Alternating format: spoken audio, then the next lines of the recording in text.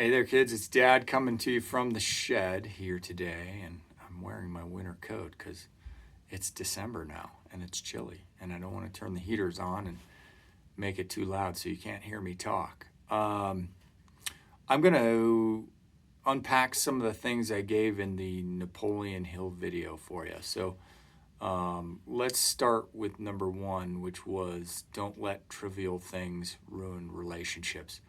I actually think this is pretty important right now. We're kind of in a time where we've just come through a very contentious political election in this country.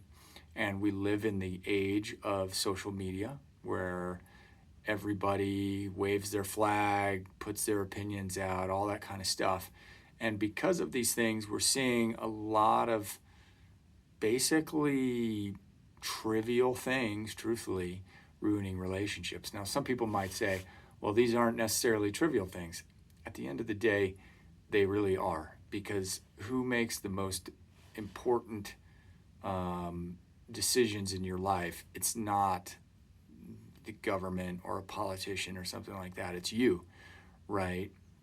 And so if you get too wrapped up in a politician or a party or a position or anything, and you get very vocal about it, and somebody doesn't agree with your stance or doesn't agree with where you're coming from, we live in a climate where sometimes that is ruining relationships. So I think it is very important to have beliefs. I think it is very important to have opinions, have values, have things that matter deeply to you.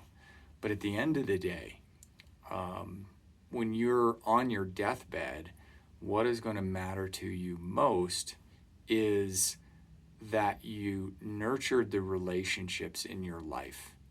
And so, yeah, you might disagree with somebody on something, but if you dig down deep, there's actually probably a whole lot more things you agree on than things that you don't agree on in life.